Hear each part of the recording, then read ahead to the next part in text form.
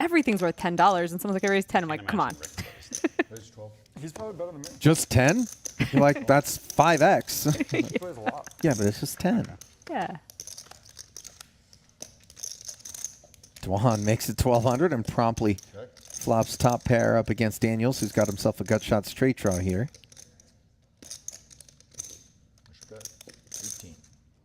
And seeing these two heads up in a pot is interesting because I feel as though Jake Daniels is sort of carrying the Tom Dwan torch as far as the way in which he is playing the game today, being very akin to the way that Tom played it back when he first got on the scene. 62. 67. And Exhibit A, 67. as Daniels check raising to 6,700 here.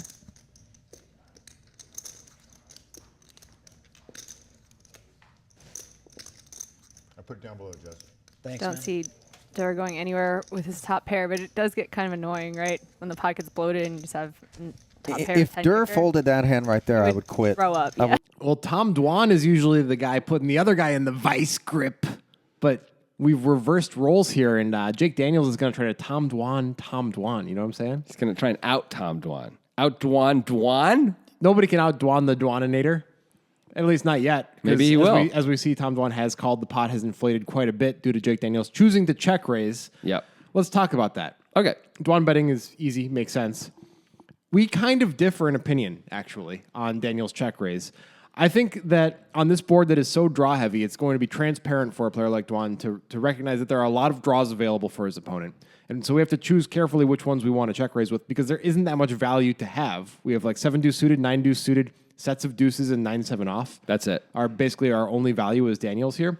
So we have to not have that many draws that we raise. Against a player like Dwan, I would prefer to have draws that have more equity than this in the case that we get called like we did here. I want to have more ways to win in the future, more reasons to continue on the turn, instead of just the 4-outer garbage 8-high hand. But you'd rather have this hand than like Jack 10.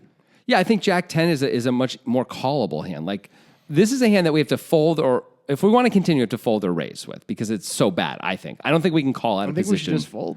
Me too. Okay. I absolutely think we should throw our hand away. But if we're not going to throw our hand away, I think a call is a disaster with this hand.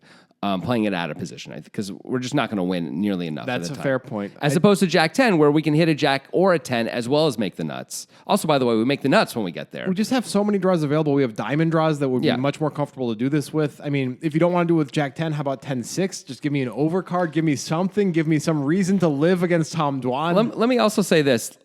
It's okay to check raise on a wet board, even with a draw. Yes, I agree. Even with a bad draw, because like Dwan's still going to have to throw away a lot of his range here because he's going to say like, well, equity-wise, I'm doing poorly because I don't have anything. So I'm not just going to like. Well, I don't know if call Dwan's anyway. really going to be c-betting with Ubiquity. He's not Barry Greenstein. You know, That's true. He probably isn't c-betting a lot of hands that wouldn't want to get check raised.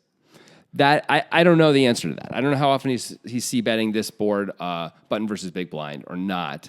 But another big problem I have with this check raise, though, is the size. Yeah, it feels too big. It seems like we accomplished the same thing with something like 5K. Like, obviously, Dwan's calling a 9 either way.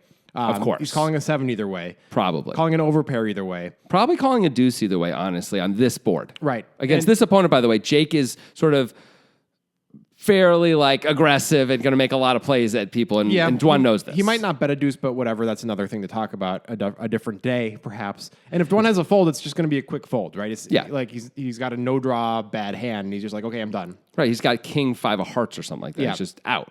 Yeah, so it feels like the sizing is too big. I don't like choosing this hand to raise because I think we're just raising with too many hands. And when we do raise with a hand that isn't yet made, I'd love to have a little bit of more equity against a guy like Dwan. Yeah, that's all totally reasonable. I don't hate a raise, as I said. I think it's okay to raise. I really don't like the sizing. And we can't raise a hand like this all the time in this spot, of course. We have to mostly fold this in. But we could throw in a few raises here and there. Fine, whatever. Either way, Dwan has a very easy call with top pair. Of course he does. You want life to be easy? Easy Street? Nitrogen Sports is where it's at because we have our monthly Poker Guys tournament. You got to use the link in our pinned tweet when you sign up, and you'll be on Easy Street, Jonathan. They guarantee 50 millibits. That's what, 0.05 Bitcoin, I'm going to say it is. Every time they play this tournament and they cap the player pool at 300 players, that means there's always almost $2,000 worth of free money in that prize pool every single time. You didn't provide all of the math for that, but it's fine. It's good. The upshot's the same. Yeah, Get on nitrogen. Get you some poker. I would say I I was gonna have say, no you idea would just roll over on who your this mattress stunt and say double goodnight. is that you guys delivered. Who this animatronic wax figure is. But of course, Tom does make the call now on the turn. Daniels still holds just 8 high. And will he be able to out-dur Durr? 10,300.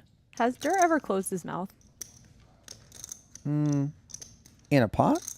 Yeah. No, I think he goes full basking shark.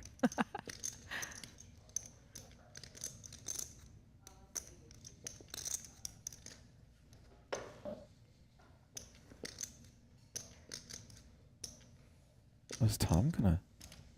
I thought he had more than 10K ready to be launched. But he makes the call with top pair and on the river. Dust. Oh, All in. quick all in. Quick but tense. Yep. Like 54. And that's not a card that should have helped Jake in any way, shape, or form. So really for Dwan, he didn't believe on the flop. He didn't believe on the turn. But will he believe now just by virtue of the commitment Daniels is making?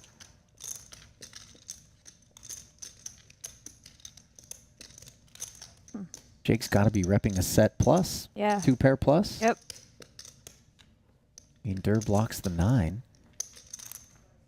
Maybe the check raise on the flop is going to help Jake sell this. I don't know. There's not much of a folder. Well, there's some combo draws in there that perhaps Daniels would have had. Dwan does unblock diamonds, so obviously busted flushes should come to mind. 6-8 of diamonds.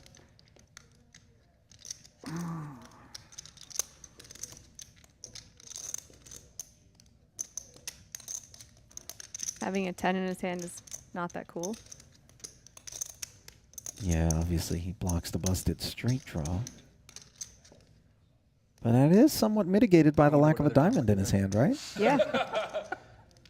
I wonder if they've played together. I know Jake Daniels and Tom have both played a lot on High Stakes Poker, Poker After Dark, and Poker Go.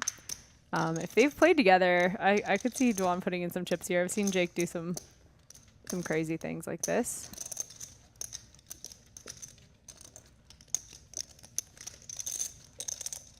Well, I think the fact that Dwan is taking as long as he is tells us that A, he is willing to take this stake seriously, and B, that he understands it's not a given that Jake Daniels has 10-9 beat.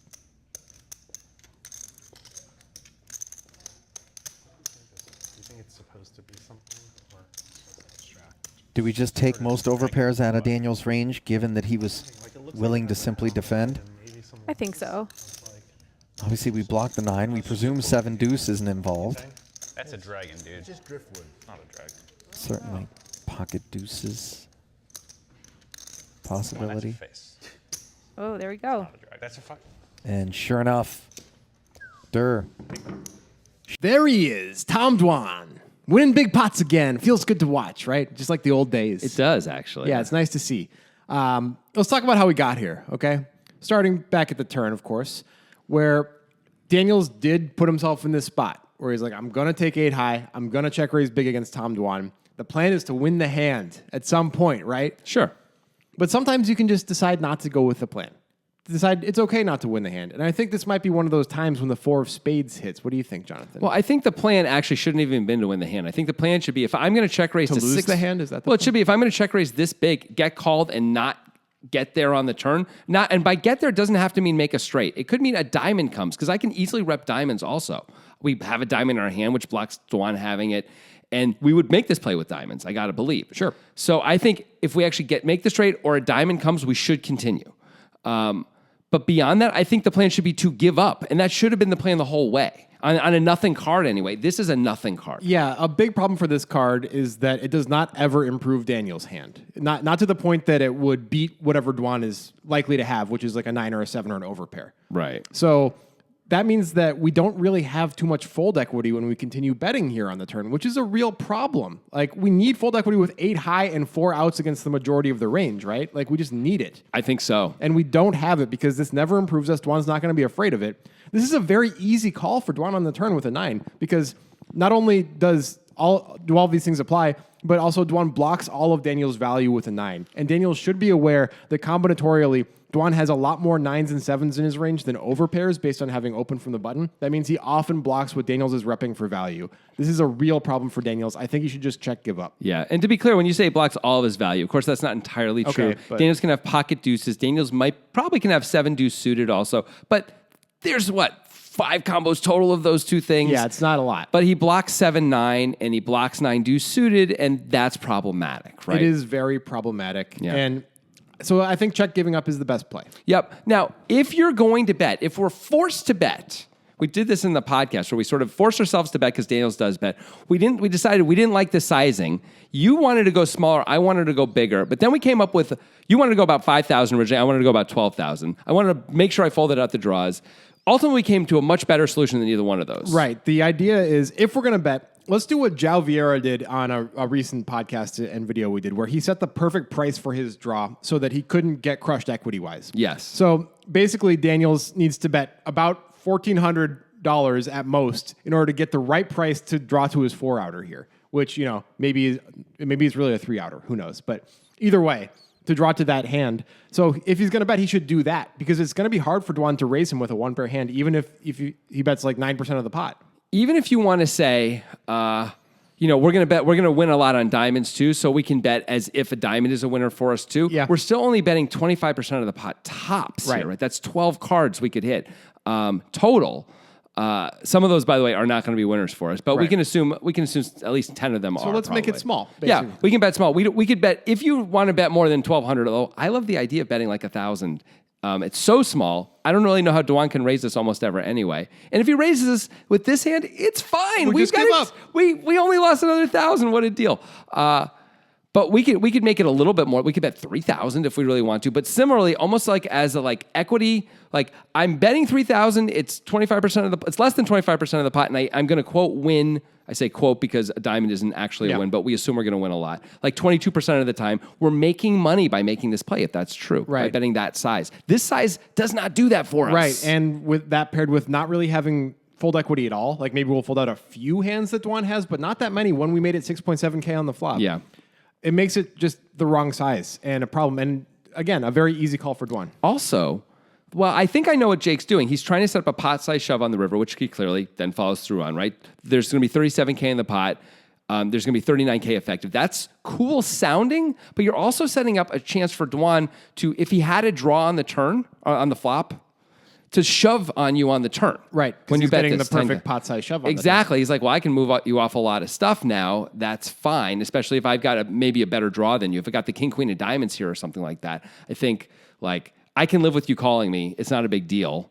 I'm not going to fold this hand. Right. It probably plays better as a shove anyway. Right. So that's also playing into the river, which we get here, which is yet again another time that we think Daniel should probably just be giving up. Yeah. The queen of clubs does not complete any draws. And Daniels is still repping the same value that he was repping on the flop. And now we can remove a lot of draws from Dwan's range, which is something we would really hope for him to have now, right? If we want him to fold, a draw is a great thing for him to have. Yeah. He doesn't have many because, as you said, he's going to shove the turn with a lot of those if he gets to the turn with them. That's a problem. Dwan has a lot of 9s. Yes. He has some 7s. He has overpairs. I think he's definitely calling with his 9s. I think he's probably calling with all of them, but I think not. If he's got a 9 or a 7, if he makes it here with a 7, it plays the same as a 9 now, right? Where we block value, and that's good if you're Dwan. He doesn't have any diamonds in his hand. That makes me want to call more as Dwan too if I'm Dwan. And okay, the 10 is actually not as good. You'd rather have like a king in your hand here, right? Because we block some of the straight draws. But clearly, as we see, not all of the straight draws. And straight draws make up less of a percentage of this stuff anyway most of the time, I would think. Yeah. So Daniel's value is still just the same stuff. Yep. Unless somehow he's super sick and is adding in the Queen X of diamonds, which we can't really account for. I don't believe that, having watched him play this entire time, that he's going for that level of value for 39K on the river with just one pair and probably not a great queen. He doesn't have ace queen of diamonds. He would have 3-bet that pre. I've watched these guys play for 14 hours. I can tell you that. So he's I just don't believe it. He's mostly just trying to get Dwan to fold a made hand now, Yep. which feels like a bad proposition. Do you agree? I do, and as we see, Dwan he takes some time, but he's ultimately not interested in folding a made hand. I'm not really surprised he calls here. I think it's the right call because having the 9 is such a good thing and not having a diamond is such a good thing. And yet again, I think if Daniels bets smaller, he achieves the same results. Yes. I think he could bet 15K and get called by the same range and fold out the same range. I wonder if he can even bet smaller, because if you're Daniels, what are we really trying to get folds from? If we think we can fold out jacks and overpairs with the big shove, maybe it goes back to being at least interesting. But if we're really targeting the remaining draws to fold out, which are the things that will fold, we don't need to bet anything close. We could bet 8,000. Those are still going to fold. Is Dwan going to really turn those things into a bluff on the river? I don't believe he is. No, it doesn't seem like it. Ultimately, though, I think he should have given up on the turn and he should give up on the river now that he's here. Let's talk about Dwan's decision to call. Okay. Ultimately, we concluded on the podcast that a 9 is a better hand to call with than an overpair. You'd rather have a 9 than jacks because it's the same against Daniel's range, and with a 9, you block his value.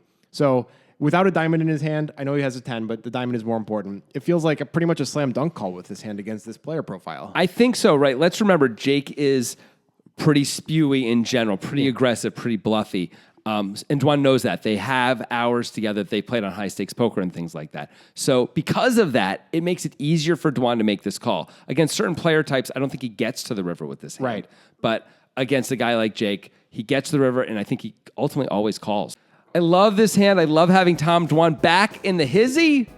Let's just have a million more Tom Dwan cash game hands. What do you say? Send them in, people. So what do you think about this hand? So we were not loving Jake's aggressive decisions pretty much throughout the hand. We kind of thought every single one of them he probably shouldn't do, especially turn in river, though.